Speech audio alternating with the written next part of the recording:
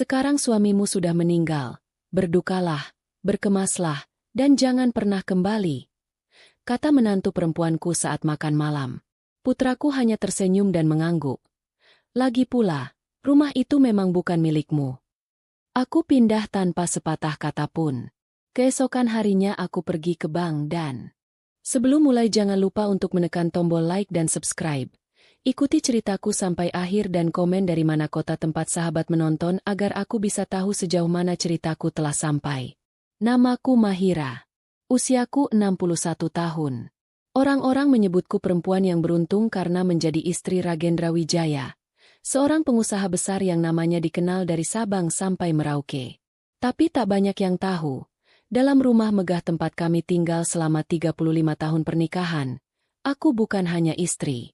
Aku adalah batu pondasi. Aku yang menyulam usaha ini bersama Ragendra sejak kami masih makan nasi bungkus berdua di ruko sempit pinggiran kota. Malam ini, meja makan yang dulunya dipenuhi tawa terasa seperti ruang penghakiman. Aku duduk di ujung meja, sendirian, seperti biasa sejak Ragendra meninggal 3 minggu lalu. Kursinya yang kosong di sebelahku masih kutinggalkan seperti semula. Tidak ada yang berani duduk di sana. Kecuali satu orang, Felira, menantu perempuanku. Bu, katanya sambil tersenyum. Manis, terlalu manis. Aku tahu senyuman seperti itu. Senyuman yang hanya ditarik oleh seseorang yang sedang bersiap mengiris. Perlahan. Sekarang suamimu sudah meninggal, katanya ringan, memotong daging di piringnya. Berdukalah, berkemaslah, dan jangan pernah kembali. Pisau yang ia pegang menembus daging di depannya. Mata kami bertemu. Tidak ada amarah di sana. Tidak ada rasa bersalah. Hanya kalkulasi dingin. Aku melirik Aditya, anak sulungku. Dia hanya tersenyum tipis dan mengangguk. Lagi pula, rumah itu memang bukan milikmu, Bu. Secara hukum, Bapak sudah alihkan nama sertifikat ke aku sejak lama. Ingat? Aku tidak menjawab. Sendokku masih kugenggam. Tangan kiriku memegang pinggir meja agar tak gemetar. Jangankan membantah. Napas pun sulit kutarik. Rasanya ada batu menggantung di dadaku. Semakin cepat ibu bereskan semuanya, semakin baik untuk kita semua, tambah Felira. Rumah ini butuh energi baru. Suasana baru. Kita akan renovasi. Mungkin ganti warna dindingnya. Terlalu tua. Suara denting garpu dan gelas menyayat lebih dari kata-kata mereka. Aku memandang wajah anakku, darah dagingku. Wajah itu dulu kubersihkan saat ia demam tengah malam. Kulit itu pernah kutepuk perlahan saat ia menangis karena mimpi buruk. Sekarang, ia tak berkedip sedikit pun saat mengusirku dari hidupnya.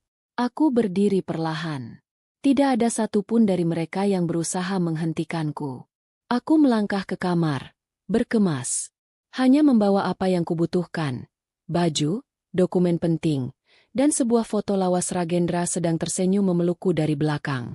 Malam itu aku meninggalkan rumah yang kubangun. Tanpa teriakan, tanpa air mata, tanpa pamit. Hanya satu kalimat yang terus bergema di kepalaku. Berdukalah, berkemaslah, dan jangan pernah kembali. Tapi mereka lupa satu hal. Aku tak pernah mati bersama Ragendra. Dan aku belum selesai. Pagi itu, aku berdiri di depan cermin apartemen sewaan kecil yang kutempati sementara. Pantulan wajahku tampak asing. Mata ini bengkak. Tapi bukan karena menangis. Aku tidak menangis semalam. Tidak bisa. Aku hanya duduk di lantai, memeluk koper, dan menatap dinding kosong. Seperti tubuh ini tahu. Jika aku menangis, aku kalah. Dari balik koper yang kubawa, aku mengeluarkan satu map coklat usang. Ada label kecil di atasnya, tulisan tangan Ragendra. Untuk Mahira. Jika aku pergi lebih dulu. Tanganku gemetar saat membukanya. Setahun lalu, Ragendra memanggilku ke ruang kerjanya. Waktu itu dia sudah lemah. Kanker paru-parunya perlahan menggerogoti tubuh besar yang dulu jadi tameng keluarga. Tapi matanya tetap Ragendra yang kukenal. Tajam, penuh arah. Mahira, katanya lirih. Kita harus bicarakan soal warisan. Aku menggeleng saat itu. Jangan sekarang. Kita belum. Kita sudah terlambat. Aku tahu waktuku. Dia membuka laci, mengambil dokumen, beberapa lembar akta, surat kuasa, dan perubahan nama kepemilikan. Lembar demi lembar ku telusuri. Namaku. Namaku tertera di hampir semua aset yang dulu kupikir milik bersama. Aku tahu anak-anak kita, terutama Aditya. Dia bukan anak yang jahat, tapi dia lemah terhadap Felira. Perempuan itu ambisius, pintar menyamar. Aku bisa melihatnya. Aku hanya diam waktu itu. Tidak mau mempercayai suamiku, tapi juga tidak bisa menyangkal apa yang sudah kulihat selama bertahun-tahun. Semua saham utama perusahaan kita aku pindahkan ke namamu. Rumah-rumah investasi, beberapa rekening, dan sebagian tanah juga. Aku tahu, setelah aku pergi, kamu akan berdiri sendiri. Aku menangis pelan. Bukan karena takut, tapi karena merasa dipercaya. Kalau kau butuh bantuan, hubungi Rayaska. Dia masih murni. Rayaska, anak bungsuku. Anak yang tak pernah ikut campur. Yang lebih suka menyendiri, menggambar, dan membaca dokumen tua milik ayahnya. Apa mereka tahu soal ini? Tanyaku. Ragendra menggeleng. Belum. Dan jangan beritahu, kecuali terpaksa. Aku menutup map itu perlahan. Tanganku bergerak ke ponsel, mencari satu nama di daftar kontak, Notaris Angkasa. Pria tua itu masih hidup, masih setia. Dan aku tahu, hari ini adalah hari pertama dari serangkaian hari di mana aku akan mengambil kembali apa yang mereka kira sudah mereka rampas. Tapi aku tidak akan terburu-buru. Tidak dengan marah-marah. Tidak dengan drama. Aku akan menari di atas api yang mereka nyalakan. Satu langkah, satu bisikan. Karena sebelum aku jadi istri dari seorang raja usaha, aku adalah perempuan yang dia pilih karena aku bisa berdiri sendiri. Dan sekarang, aku berdiri lagi. Tapi kali ini, aku akan melangkah dengan bayangannya di belakangku, dan semua kekuatan yang mereka lupakan pernah aku miliki. Pagi itu matahari seperti menyinari wajahku dengan niat. Bukan hangat biasa, tapi hangat yang memberi dorongan, seperti bisikan alam semesta, bahwa ini waktunya. Aku mengenakan blus putih dan rok panjang abu-abu, seperti biasa. Lugu. Seperti yang mereka harapkan dari seorang janda tua yang baru saja dibuang. Tapi mereka lupa, aku tak pernah menjadi peran itu. Aku adalah sutradara dari hidupku sendiri, dan babak baru-baru saja dimulai. Tujuanku pertama, Bank Mandiri, cabang khusus nasabah prioritas. Petugas menyambutku dengan senyum palsu yang membosankan, sampai dia membaca namaku. Ah, Ibu Mahira Wijaya, ucapnya sedikit gugup. Silakan ke ruang direktur. Beliau sudah menunggu. Aku duduk di sofa ruang tunggu VIP. Menatap langit-langit. Dulu aku dan Ragendra merancang sistem keuangan keluarga di sini. Kami menyamarkan sebagian aset agar tidak terlihat di daftar publik. Termasuk rekening khusus yang hanya bisa dicairkan oleh aku, dengan sidik jari dan kode yang hanya Ragendra dan aku yang tahu. Ruang direktur akhirnya terbuka. Seorang pria parubaya berkacamata menyapaku dengan hormat. Ibu Mahira, mohon maaf atas kehilangan Anda. Pak Ragendra orang hebat. Aku hanya mengangguk kecil. Saya ingin mencairkan semua dana dari rekening pribadi dan trust atas nama saya. Sekarang. Dia menatapku. Kaget. Semua, Bu. Ya. Sekarang. Petugas itu menatap monitor. Menelan ludah. Rekening ini, nilainya cukup besar. Ada beberapa mata uang asing juga. Dan sebagian diinvestasikan dalam portofolio ekuitas perusahaan Wijaya Group. Tarik semua ekuitasnya. Pindahkan aset ke rekening baru di bawah nama Yayasan Surya Mahira. Yayasan? Aku tersenyum. Yayasan untuk perempuan yang dikhianati.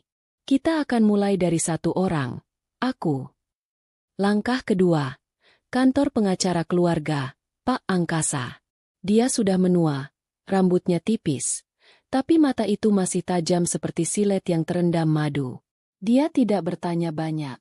Hanya membukakan berkas demi berkas yang telah disiapkan Ragendra setahun terakhir. Semua saham mayoritas PT Wijaya Sentra Investama kini milik Anda, Bu Mahira. Termasuk anak-anak perusahaannya. Anda adalah pemegang suara tertinggi. Dan Aditya memegang saham minor. Felira tidak memiliki legal standing apapun. Aku menahan senyum. Bagus. Kirim undangan rapat Dewan Direksi. Tanggal 3 bulan depan. Saya ingin perubahan struktur. Mulai dari puncak. Pak Angkasa menatapku lama.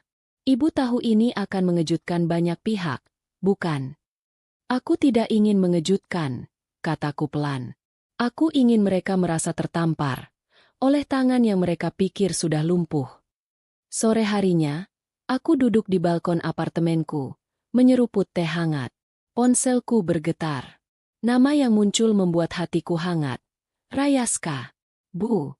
Suaranya lembut. Aku tahu semua yang mereka lakukan. Maaf aku diam selama ini. Tapi kalau ibu butuh aku di sini. Aku memejamkan mata. Kau diam bukan karena lemah. Kau diam karena tahu waktunya akan datang. Kita mulai kapan? Tanyanya. Aku menatap langit yang mulai merah. Kita sudah mulai, Nak. Dan mereka belum tahu, pertunjukan ini baru saja dibuka. Aditya duduk di kursi eksekutif ruang rapat lantai 21, Gedung Wijaya Sentra Investama. Jas hitamnya rapi, dasinya biru tua, wajahnya tenang seperti biasa, tapi jemarinya mengetuk meja tanpa irama. Di sebelahnya, Felira menatap layar ponsel, senyumnya kaku. Ia sudah membaca sesuatu. Tapi ia belum bicara. Pukul 9 tepat. Pintu terbuka. Langkah kaki pelan, tapi tegas, mengisi ruangan. Aku masuk. Mengenakan blazer abu dan syal tipis berwarna marun. Rambutku kusimpul rapi seperti biasa. Semua mata tertuju padaku. Aditya bangkit. Setengah berdiri. Bu, apa? Saya tidak datang sebagai ibumu. Potongku. Saya datang sebagai pemegang saham mayoritas perusahaan ini. Rapat segera dimulai. Aku menatap Pak Angkasa, yang duduk di sisi kanan kursi pimpinan. Silakan bacakan agendanya. Wajah-wajah pucat mulai bermunculan satu persatu di ruang itu. 5 anggota dewan, semuanya dulu rekan kerja Ragendra, kini duduk diam seperti sedang menunggu vonis. Agenda pertama, ujar Pak Angkasa. Membuka map, perubahan struktur eksekutif puncak. Berdasarkan dokumen peralihan kekuasaan suara, Ibu Mahira Sasmita Wijaya memiliki 62% saham voting. Maka dia berhak menentukan dan memveto jabatan eksekutif, termasuk direktur utama. Felira langsung berdiri. Ini tidak adil. Tidak pernah ada rapat sebelumnya. Tidak ada diskusi. Aditya adalah pemegang minoritas dengan 13%, potongku, dan tidak memiliki kekuasaan struktural tanpa persetujuan mayoritas. Wajah Aditya mendadak kosong. Dia menoleh ke Felira, lalu ke anggota dewan. Tidak ada yang menoleh balik. Tak satu pun. Mulai hari ini, lanjutku, Aditya dinonaktifkan dari jabatannya sebagai direktur utama.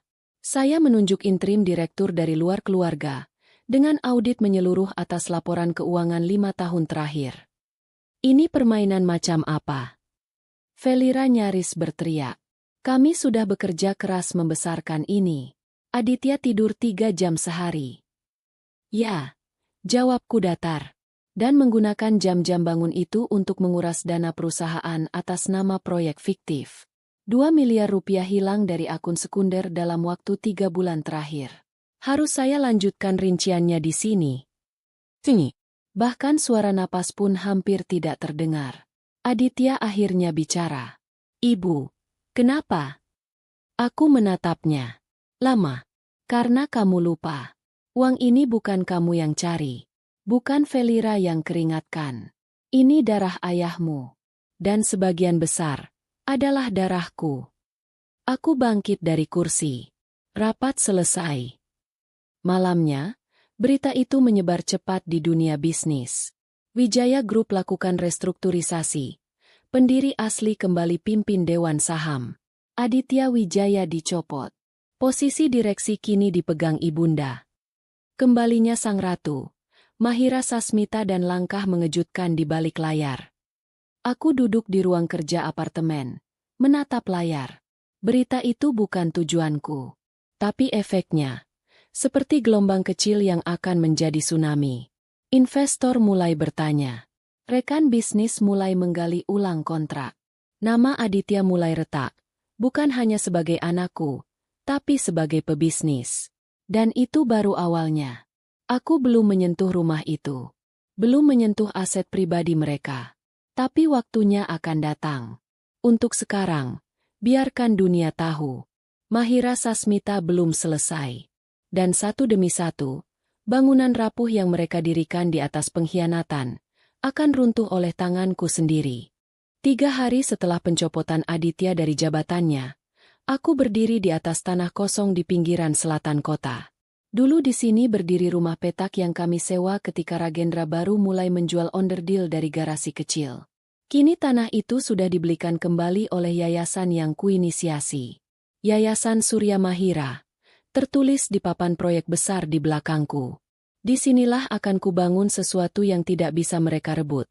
Warisan yang sebenarnya.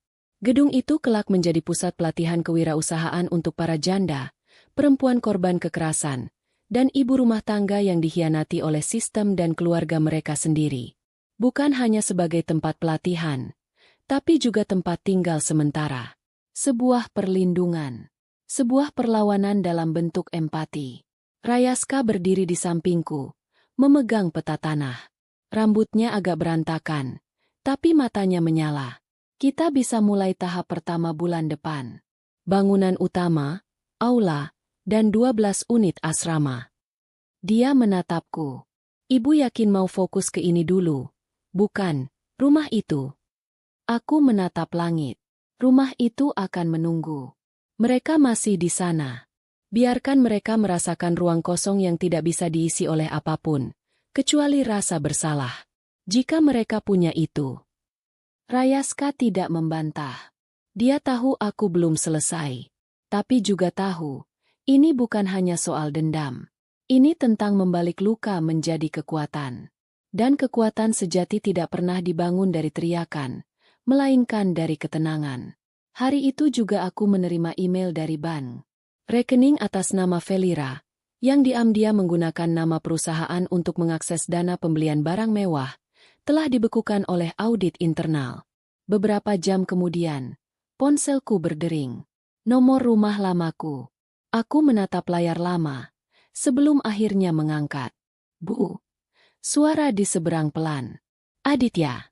Ya. Suaraku datar.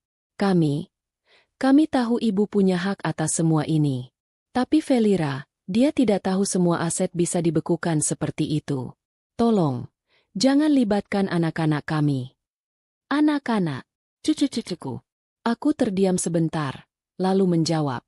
Mereka tidak salah, tapi mereka juga harus belajar. Aku akan lindungi mereka, tapi tidak akan menyelamatkan kalian dari apa yang kalian ciptakan. Klik. Aku menutup panggilan itu. Malamnya, aku membuka album foto digital peninggalan Ragendra. Satu foto kubuka perlahan. Kami berdua berdiri di depan rumah tua kami dulu. Tanganku di pinggangnya. Wajah kami tertawa ke arah kamera yang dipegang Rayaska kecil. Lihat, Gen, bisiku. Mereka kira kita sudah tidak ada. Tapi kau di dadaku. Dan aku belum selesai mengubah sisa hidup ini jadi jawaban. Aku menyandarkan kepala di sofa. Besok, nama Felira akan muncul di pengadilan pajak atas penyalahgunaan dana investasi. Semua dilakukan sesuai hukum. Semuanya transparan. Tak ada satu kata pun yang kuucapkan secara langsung. Hanya tanda tangan dan langkah yang terukur. Di luar jendela, langit mendung. Tapi di dadaku, cuaca mulai terang. Mahira Sasmita tidak membalas dengan teriakan. Dia membalas dengan membangun, dari puing yang mereka tinggalkan. Pagi itu langit tampak menggantung. Awan kelabu menutupi matahari, seolah alam pun menahan napas untuk apa yang akan terjadi. Aku tiba di kantor notaris utama di pusat Jakarta, mengenakan setelan hitam sederhana, bros perak kecil berbentuk burung phoenix di dadaku. Sebuah isyarat kebangkitan setelah hangus. Di ruangan berpanel kayu gelap, meja panjang telah disiapkan. Kursi di sebelahku kosong. Kursi di seberangku diisi wajah-wajah tegang. Aditya, Felira, dua pengacara mereka, dan dua eksekutif lama perusahaan yang berpihak padaku diam-diam. Pak Angkasa duduk di tengah ruangan. Tangannya membuka satu map merah. Ini bukan sembarang map. Ini adalah wasiat Ragendra, yang tak pernah diketahui siapapun kecuali aku, Angkasa, dan Ragendra sendiri. Baik, ucap Pak Angkasa. Suaranya berat dan tenang. Hari ini kita akan membaca isi wasiat terakhir almarhum Ragendra Wijaya.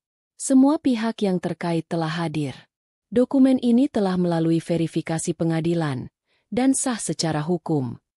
Felira melipat tangan di dada. Aditya duduk kaku, menatap map seolah isinya bisa menghancurkan dunianya. Pertama, lanjut Angkasa, Pak Ragendra menyerahkan seluruh saham yang masih tercatat atas namanya, termasuk 24% saham PT Wijaya Sentra Investama dan anak-anak perusahaannya, kepada Ibu Mahira Sasmita Wijaya.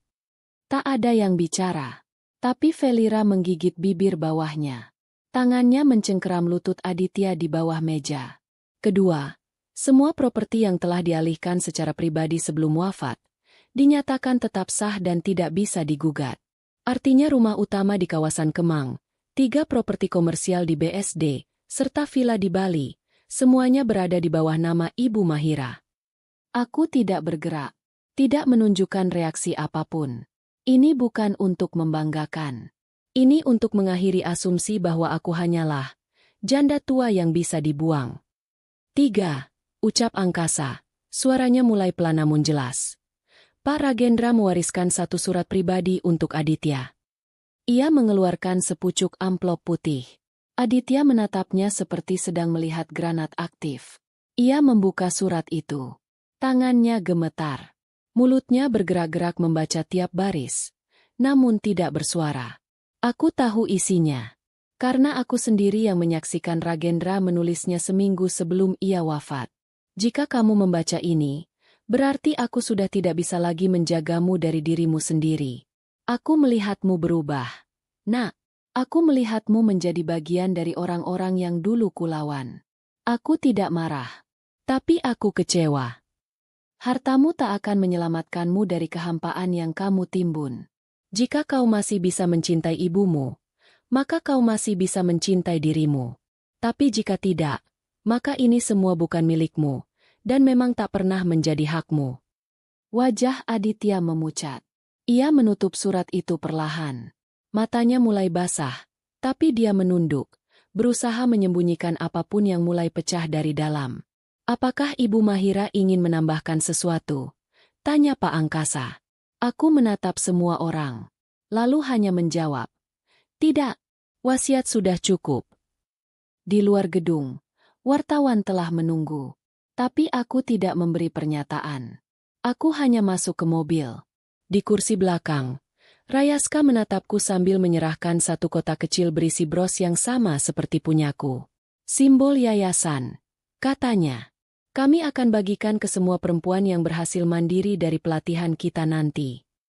Aku menyentuh bros itu dengan lembut. Ayahmu akan bangga, bisikku. Rayaska tersenyum kecil. Dia bangga pada ibu dulu. Sekarang dunia juga tahu kenapa. Mobil melaju, meninggalkan gedung notaris dan wajah-wajah yang dulu berani mengusirku dari rumahku sendiri. Tapi hari ini mereka duduk di hadapanku. Dan akhirnya, tahu siapa yang benar-benar membangun istana yang mereka tempati selama ini. Warisan bukan tentang harta. Warisan adalah siapa yang pantas menjaganya. Dan aku, perempuan yang mereka singkirkan, adalah satu-satunya yang layak. 3 minggu setelah pembacaan wasiat, aku kembali berdiri di depan gerbang rumah yang dulu mereka usir aku darinya.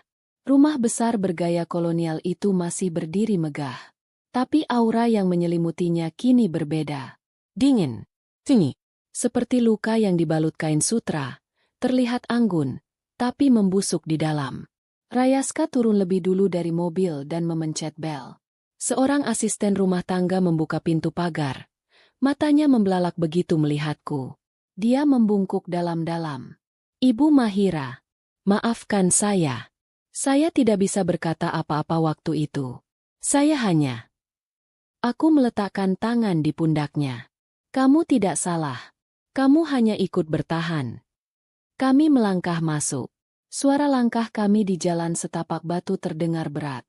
Bukan karena beban, tapi karena sejarah yang kembali menapak. Pintu rumah dibuka pelan. Di dalam, Felira sedang berdiri di ruang tamu, masih memakai gaun satin merah muda, rambutnya terikat setengah. Dia membeku. Untuk apa kau kesini? Suaranya tajam, tapi tidak setajam biasanya. Ada getar samar. Kecemasan yang mencoba disembunyikan di balik sikap arogan. Untuk masuk ke rumahku, jawabku datar. Sesuai hasil verifikasi kepemilikan, rumah ini sepenuhnya atas namaku. Dan saya datang hari ini untuk mengambil alihnya kembali. Secara hukum, secara moral, secara utuh. Felira tertawa pendek. Kosong. Kami masih tinggal di sini. Anak-anak kami tidur di atas. Aku tahu, ujarku. Itu sebabnya aku memberimu pilihan. Dia mengerutkan kening. Pilihan. Aku menyerahkan satu amplop putih. Di dalamnya, surat pemberitahuan pengosongan rumah dalam waktu 30 hari, disertai tawaran kompensasi pindah ke properti lain, jauh lebih kecil, namun cukup layak. Jika kau memilih meninggalkan rumah ini dengan baik-baik, lanjutku, aku akan membiarkan kalian pindah tanpa mempublikasikan audit dana investasi yang kamu gelapkan. Tapi jika kau bertahan, kau tahu apa yang akan terjadi. Wajah Felira mengeras, tapi matanya bergerak cepat, membaca garis-garis kalimat. Dia tahu aku tidak sedang menggertak. Dia tahu semuanya legal. Dia tahu dia kalah. Langkah dari lantai atas terdengar. Aditya muncul di tangga. Wajahnya tampak lebih tua dari terakhir aku lihat. Rambutnya acak-acakan. Matanya cekung. Bu. Suaranya pelan. Aku menatapnya. Diam. Kalau aku ikut pindah, mulai dari nol, akankah ibu? Dia ragu melanjutkan kalimat itu. Aku akan selalu menjadi ibumu, Aditya. Ucapku akhirnya. Tapi kau harus tahu, tempatmu dalam hidupku sekarang bukan ditentukan oleh darah, tapi oleh pilihanmu. Aku menoleh ke Rayaska. Kita pulang. 30 hari kemudian, rumah itu berdiri kosong. Tim restorasi datang. Dinding yang dulu dicat ulang oleh Felira diwarnai kembali seperti dulu. Putih bersih, dengan lis kayu jati asli. Foto-foto keluarga lama kembali menggantung di lorong atas. Senyuman Ragendra tergantung di dinding ruang tengah, persis seperti dulu. Aku duduk di kursi rotan di serambi depan, menyesap teh melati. Rumah ini akan bicara, Gen, bisikku pada angin. Semua luka, semua kenangan, semua kekuatan, akan kembali hidup di sini. Tapi kali ini, dengan aku sebagai penjaganya. Sendiri, tegak. Dan jauh di luar sana, mereka akan memulai dari nol, seperti yang pernah kami lakukan dulu. Bedanya, dulu kami memulai dengan cinta. Mereka, dengan kehampaan. Aku pikir setelah rumah kembali padaku, semuanya akan selesai. Tapi luka tidak memilih tempat tinggal. Ia tinggal di dalam dada, di dalam tatapan, di dalam diam. Seminggu setelah aku menempati rumah ini lagi, aku menerima surat. Dikirim lewat tangan, tanpa nama pengirim. Tapi aku tahu dari siapa. Tulisan itu terlalu rapi untuk tidak kukenali. Aku membukanya di meja makan. Meja yang dulu menjadi saksi saat mereka mengusirku. Isinya hanya satu kalimat. Jika kau memang merasa menang, kenapa kau masih sendiri? Aku tak tertawa, tapi senyumku mengembang. Felira belum mengerti. Kekuasaan yang diperebutkan olehnya adalah sisa dari apa yang dulu kubangun. Dan ia tidak akan pernah mampu menciptakan dari nol. Namun, Pertanyaan itu menyentuh sesuatu. Aku memang sendiri.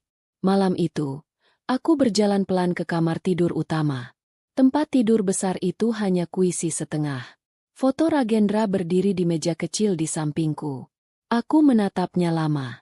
Gen, kau tahu, kadang aku merasa, aku memenangkan perang ini hanya untuk duduk sendirian di atas puing. Aku memejamkan mata. Dan seperti bisikan halus dari tempat yang jauh, aku mendengar suaranya. Atau mungkin hanya kenangan. Tapi Mahira, kau membangun sesuatu dari puing itu. Dan mereka akan hidup dari sinar yang kau nyalakan kembali.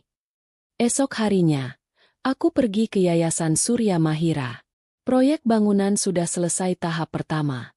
Di aula kecil, aku duduk bersama 10 perempuan. Rata-rata berusia 40 ke atas. Ada yang kehilangan suami karena penyakit. Ada yang kehilangan harga diri karena dipukuli suaminya. Tapi mereka semua punya satu kesamaan. Mereka ingin berdiri lagi. Aku mengenalkan diri. Tapi tak pakai gelar. Tak pakai nama belakang suamiku. Hanya, saya Mahira.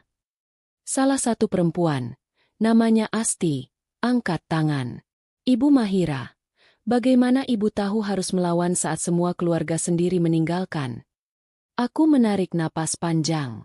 Karena aku tahu siapa diriku sebelum aku menjadi istri. Aku tahu siapa diriku sebelum aku menjadi ibu.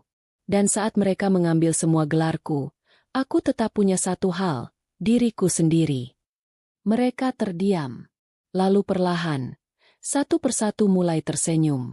Dan di sana, di antara perempuan-perempuan patah yang sedang belajar merakit kembali hidupnya, aku melihat versi lain dari diriku. Dulu, lemas, tapi tidak mati. Terluka, tapi belum menyerah. Itu bukan kemenangan. Itu kebangkitan. Malam itu, aku menerima pesan dari Rayaska. Ibu, ada yang ingin bicara. Dia sudah lama ingin, tapi malu. Boleh aku bawa besok? Aku hanya membalas. Bawa saja. Rumah ini tidak menolak siapapun yang ingin berubah. Aku tahu siapa yang akan datang. Dan aku tahu, ini bukan soal pengampunan. Ini soal ujian terakhir. Mampukah aku tetap menjadi manusia? Bahkan setelah dihancurkan oleh orang yang kulahirkan sendiri? Esok akan tiba. Dan aku sudah siap. Karena kali ini, aku tidak hanya membawa luka. Aku membawa cahaya. Pagi itu hujan turun perlahan. Seperti langit sedang membersihkan debu dari halaman rumah yang telah lama kering. Aku menyeduh teh, menyusun 2 cangkir di atas nampan, dan menunggu di ruang tengah. Langkah kaki di luar terdengar pelan. Pintu dibuka oleh Rayaska. Dan di belakangnya, berdiri Aditya. Aku menatapnya. Ia tampak jauh berbeda dari terakhir kali aku melihatnya di ruang rapat. Rambutnya lebih panjang, wajahnya lebih tirus, dan ada keraguan dalam setiap geraknya. Keraguan yang hanya dimiliki oleh orang yang tahu mereka bersalah, tapi tidak tahu bagaimana memulai permintaan maaf. Rayaska hanya mengangguk ke arahku, lalu duduk agak menjauh, membiarkan kami berdua dalam sunyi yang tegang. Aditya menunduk. Lama. Lalu akhirnya, ia berkata dengan suara yang hampir tak terdengar. Bu, aku sudah kehilangan semuanya. Aku tidak menjawab. Hanya menuangkan teh ke dalam cangkir. Felira pergi. Lanjutnya. Dia bilang aku terlalu lemah. Setelah semua hancur, dia bilang ini semua salahku karena membiarkan ibu kembali. Aku mengangkat alis. Kau ingin aku bilang dia salah? Aditya menunduk lebih dalam. Aku tidak tahu apa yang ingin aku dengar. Bu, aku hanya tahu. Aku ingin kembali. Kembali kemana?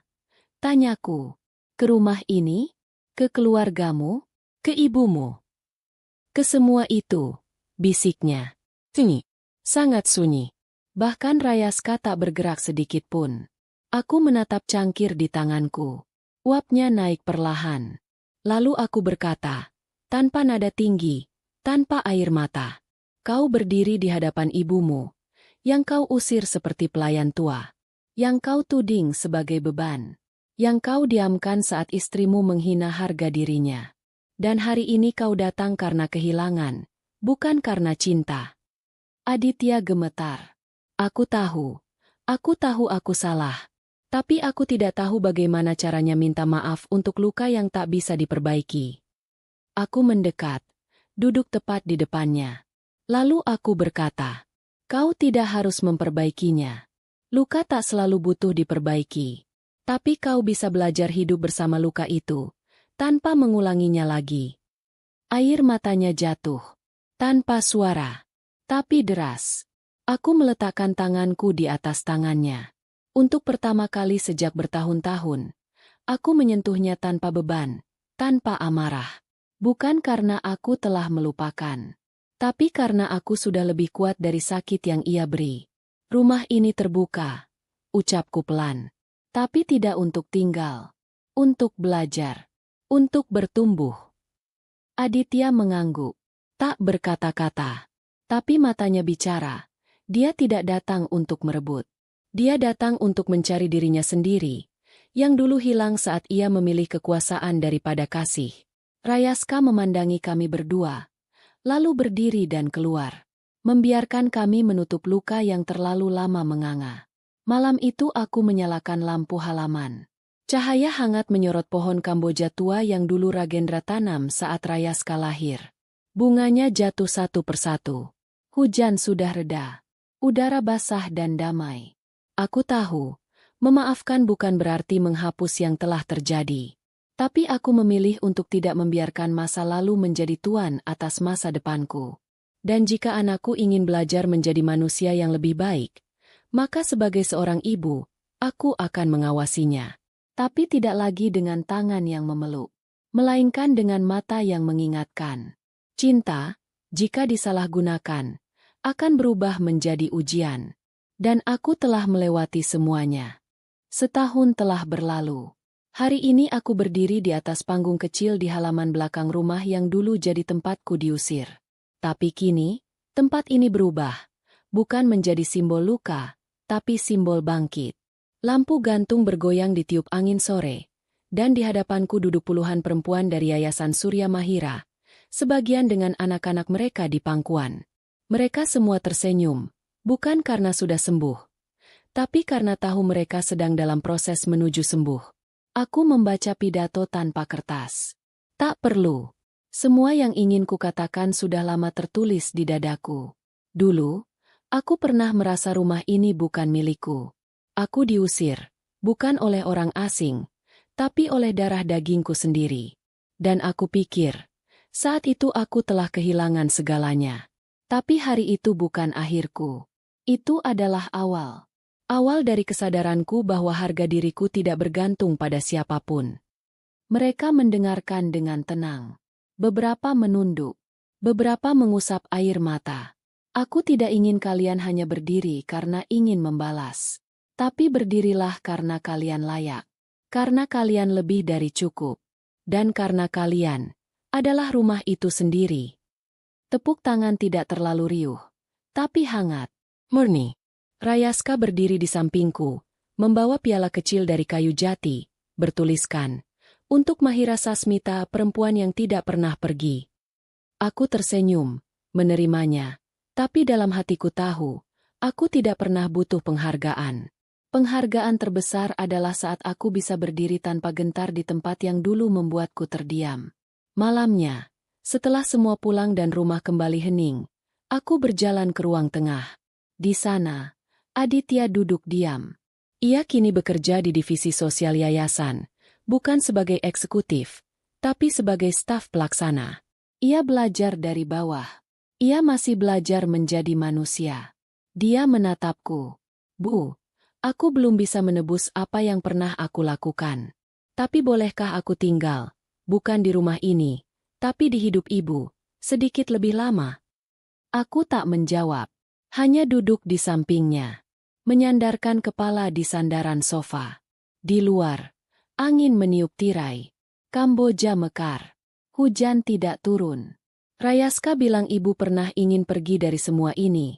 Bisik Aditya. Aku mengangguk pelan. Iya, tapi rumah bukan bangunan. Rumah adalah tempat kau kembali, dan disambut dengan kejujuran.